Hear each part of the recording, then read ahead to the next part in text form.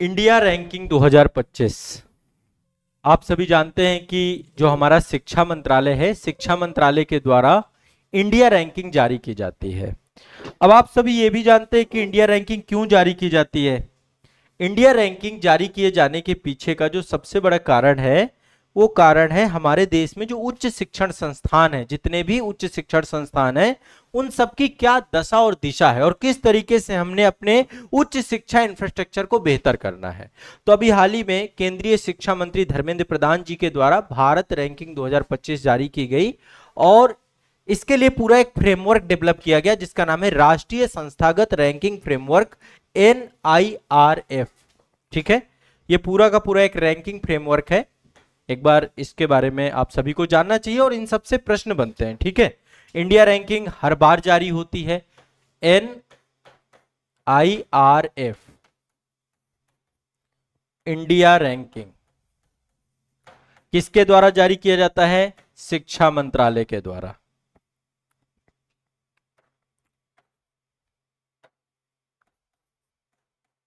ठीक है, शिक्षा मंत्रालय के द्वारा। अब तरह देखिए, इसमें मल्टीपल कैटेगरी बनाई गई हैं और बहुत सारे मापदंड होंगे। जब भी कोई रैंकिंग होगी, दो चीजें आपको समझना है। पहली बात, क्या क्या मापदंड बनाए गए हैं, और दूसरा क्या क्या कैटेगरी बनाई गई है। श्रेणीकृत किया जाता है, उसे श्रेणीकृत किया जाता है, श्रेणियों में विभाजित किया जाता है। अब चूंकि ये पूरी की पूरी रैंकिंग एजुकेशन मिनिस्ट्री आपकी जो है शिक्षा मंत्रालय के द्वारा चूंकि जारी की जाती है, तो आप समझिए कि जो मापक होंगे वो भी एजुकेशन से जुड़े हुए होंगे। 5 पैरामीटर है। पहला पैरामीटर है कि चूंकि हमारे जो उच्च शिक्षण संस्थान है, उच्च शिक्षण संस्थान है आपके जितने भी, इनमें क्या क्या चीजें हो रही हैं। पहली चीज, क्या यहां पर एजुकेशन सही से चल रहा है, क्लासेस सही से चल रही हैं, सीखने की प्रक्रिया क्या है, यहां पे अनुसंधान किस तरीके से किए जा रहे हैं, यहां के रिजल्ट किस तरीके के आ रहे हैं, प्रसार कैसा हो रहा है एजुकेशन का, क्या वो समावेशी है कि नहीं है, समाज के सभी वर्गों को उच्च शिक्षा प्रदान की जा रही है कि नहीं की जा रही है, कॉन्सेप्ट बच्चों के क्लियर हो रहे हैं कि नहीं हो रहे हैं, उससे रोजगार सृजन हो रहा है कि नहीं हो रहा है। तो 5 मापदंडों पर ये पूरी की पूरी रैंकिंग तय की गई है। ठीक है, इंडिया रैंकिंग 5 मापदंड कौन है, आप एक एक करके मापदंड लिख सकते हो। पहला मापदंड है शिक्षण कार्य कैसा चल रहा है, शिक्षण कार्य कैसा चल रहा है। दूसरा मापदंड है अनुसंधान, रिसर्च वर्क कैसा चल रहा है। और यहां पे एक चीज ध्यान रखिएगा, ये आपका जो कुछ भी हो रहा है ये उच्च शिक्षा को लेकर के है। ठीक है, उच्च शिक्षा को लेकर के प्रयास हैं, जितने भी प्रयास हम यहाँ पे इंडिया रैंकिंग के अंतर्गत है, उच्च शिक्षा, और होना भी चाहिए। ठीक है, शिक्षण कार्य, अनुसंधान, समावेशिता। समावेशिता का मतलब समझ रहे हैं कि एजुकेशन क्या सभी तक पहुंच रही कि नहीं पहुंच रही है। तीसरा, व्यावसायिक अभ्यास कैसे हो रहे हैं। इसके बाद स्नातक परिणाम कैसे हैं, इसमें परिणाम रिजल्ट कैसे हैं। अब इसमें कई कैटेगरी बनाई गई हैं। और अगला है आपका धारणा, कॉन्सेप्ट, ये सब चीजें कैसे क्लियर है। 5 पैरामीटर्स पे हमारे देश की जो टॉप यूनिवर्सिटी हैं, टॉप कॉलेज हैं, इन सबको रैंकिंग दी जाती है। टॉप यूनिवर्सिटीज में कौन आता है, टॉप कॉलेज में कौन आता है, रिसर्च इंस्टीट्यूट में क्या स्थिति है, नवाचार कैसा है, कुछ ओपन यूनिवर्सिटीज हैं उनकी क्या स्थिति है। ठीक है, जितने बच्चे ऑनलाइन वाले हैं सारे लोग लिखते जाइएगा एक एक चीज। ठीक है, चलिए अब यहां पे मैं आप सभी के कैटेगरी यहां पे बना देता हूं और इन कैटेगरी के हिसाब से ही आपको चीजों को लिखना है। यहां पे ये आप देख पा रहे होंगे, एक कैटेगरी बनाई गई है इंडिया रैंकिंग में ओवरऑल, समग्र कैटेगरी। समग्र में सब कुछ आ जाता है। एक कैटेगरी इन्होंने समग्र बना दी है, एक कैटेगरी इंजीनियरिंग वालों की बना दी है जो इंजीनियरिंग इंस्टीट्यूट हैं, एक मैनेजमेंट के इंस्टीट्यूट हैं, एक आपके यूनिवर्सिटी हैं सारे के सारे, एक आपके महाविद्यालय या कॉलेज हैं आपके जो डिग्री कॉलेज आप कहते हैं, और भी हैं इसमें इनोवेशन इंस्टीट्यूट हैं या ओपन यूनिवर्सिटीज हैं। ये सब मिल करके पूरा का पूरा रैंकिंग जारी की जाती है। तो जो इंडिया रैंकिंग 2025 आपकी आई है, इसमें 2025 में टॉप में है आपका IIT मद्रास, भारतीय प्रौद्योगिकी संस्थान मद्रास नंबर 1 यूनिवर्सिटी है भारत की। दूसरे नंबर पे आपका जो है ये ओवरऑल रैंकिंग में है, ध्यान समझिएगा, भारतीय विज्ञान संस्थान, ये बंगलुरु में आपका, ये 2024 की रैंकिंग है। 2024 में भी IIT मद्रास नंबर 1 में था, इस बार भी IIT मद्रास नंबर 1 में है। दूसरे नंबर पे भारतीय विज्ञान संस्थान है, तीसरे नंबर पे आईआईटी बॉम्बे है, चौथे नंबर पे आईआईटी दिल्ली है, पांचवें नंबर पे आईआईटी कानपुर है। ये टॉप 5 आपको, टॉप 5 नहीं कम से कम टॉप 3 आपको याद होना चाहिए, ठीक है। यदि पूछा कहां पे जाएगा, या तो प्रीलिम्स में पूछा जाएगा, मेंस में जो क्वेश्चन बनता है, मेंस का क्वेश्चन बहुत अलग टाइप का होता है। मेंस में पूछेगा कि भारत में शिक्षण कार्य को लेकर, खासकर उच्च शिक्षण संस्थानों को लेकर के किस दिशा में हमारे देश की सरकार की नीतियां जा रही हैं, तो आप उदाहरण के तौर पे इंडिया रैंकिंग और इन चीजों को डाल सकते हैं। आप सभी को पता है आपके सिलेबस का जो पेपर 2 है उसमें सामाजिक न्याय है, और वहां पे मानव संसाधन, ह्यूमन रिसोर्स को डेवलप करने वाले हमारे यही सारे संस्थान है, चाहे वो इंजीनियरिंग संस्थान हो, यहां से ह्यूमन रिसोर्स बन रहा है, चाहे वो विज्ञान संस्थान हो, चाहे इनोवेशंस के संस्थान हो। तो रफली एक रैंकिंग आप देख लीजिए। ओवरऑल रैंकिंग में आईआईटी मद्रास है, भारतीय विज्ञान संस्थान है, आईआईटी बॉम्बे टॉप 3।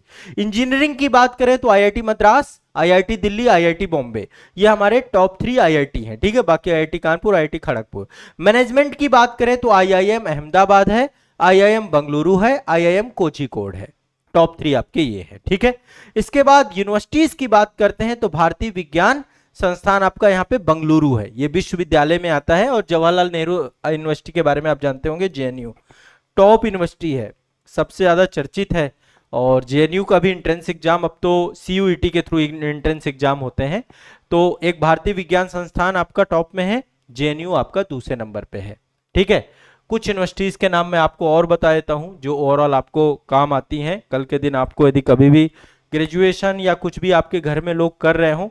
देखिए भारतीय विज्ञान संस्थान अपना खुद का एंट्रेंस एग्जाम लेता है, ठीक है, बंगलुरु में है और इंडिया का टॉप क्लास इंस्टीट्यूट है। ओवरऑल रैंकिंग में भी इसकी दूसरी रैंकिंग है। जेएनयू आपका हो गया। मणिपाल उच्च शिक्षा अकादमी मणिपाल में पड़ती है, ये मणिपाल की है। तो ये सिक्किम मणिपाल नहीं, ये मणिपाल यूनिवर्सिटी है, ये मणिपाल में है आपकी, ठीक है। इसके बाद जामिया मिलिया इस्लामिया, ये दिल्ली में आपकी, दिल्ली यूनिवर्सिटी 5वीं रैंक पे आता है।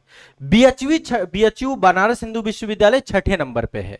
इसके बाद आपका शायद कुछ आपने नाम सुने ही ना हो, एक पिलानी में एक पड़ता है आपका बिरला प्रौद्योगिकी एवं विज्ञान संस्थान पिलानी, ठीक है, यहाँ पे है नहीं, 6वें नंबर पर वो है। 7वें नंबर पर आपका बिरला प्रौद्योगिकी विज्ञान संस्थान पिलानी हो गया। 8वें नंबर पे अमृता विद्यापीठ कोयम्बटूर में है, फिर बाकी कुछ साउथ के इंस्टीट्यूट हैं, ठीक है। जादवपुर विश्वविद्यालय कोलकाता में है, फिर अलीगढ़ यूनिवर्सिटी है। तो रफली आपके टॉप 5 ये हो गए। महाविद्यालय की बात करें तो ये एफिलिएटेड कॉलेज है ना, जैसे ये आप देख रहे हैं हिंदू कॉलेज, ये दिल्ली विश्वविद्यालय का है, भारत का टॉप कॉलेज है आपका। हिंदू कॉलेज हो गया, मिरांडा हाउस हो गया, हंसराज कॉलेज हो गया, किरोरीमर कॉलेज हो गया, सेंट स्टीफेंस कॉलेज हो गया। तो ये टॉप 5 आपके कॉलेज है, ठीक है।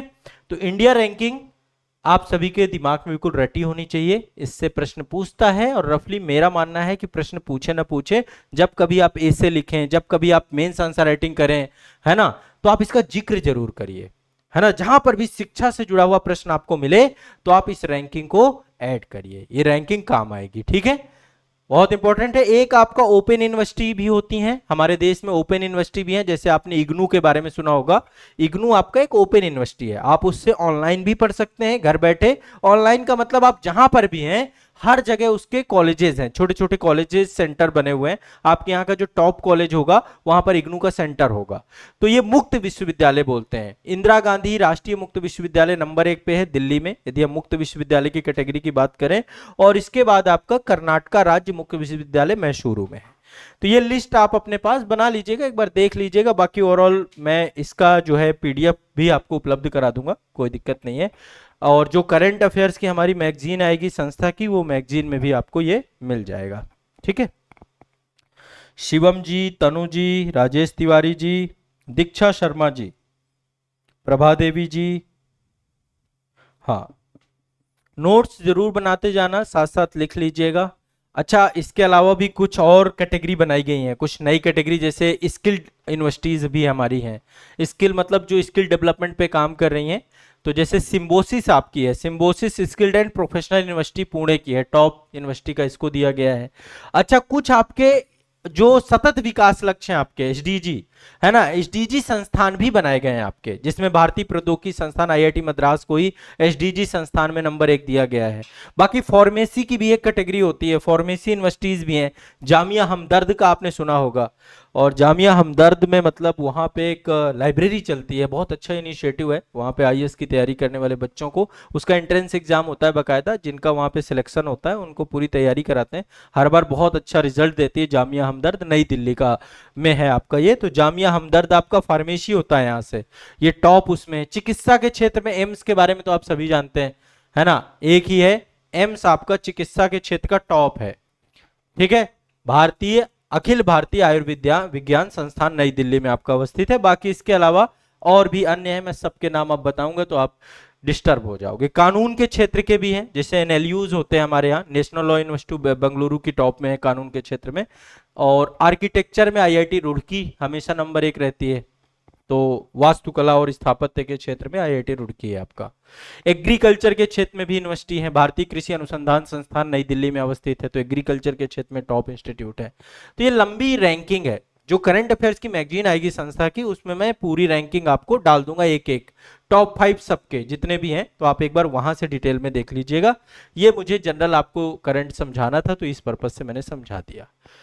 ठीक है, इसको याद कर लीजिएगा। इंडिया रैंकिंग 2025 यहाँ पे कंपेयर करके मैंने दिया है, ताकि एक बार पिछली बार और इस बार से, हर साल ये आपकी आती है। इस रैंकिंग के बारे में बस मैं 2-3 चीजें आपको समझाना चाहता हूँ। पहली चीज, ये रैंकिंग आज से नहीं है, 2025 के अभी जारी किए, पहला संस्करण 2016 में जारी किया गया था। ठीक है, और शुरुआत में सिर्फ 3 कैटेगरी थी, अब कैटेगरी बढ़ाते चले जा रहे हैं ये। ठीक है, और ये उच्च शिक्षण संस्थानों की रैंकिंग है। कौन जारी करता है? शिक्षा मंत्रालय। इसमें नीति आयोग लगा के मत आइएगा यदि प्रीलिम्स में क्वेश्चन आता है तो। ठीक, चलिए।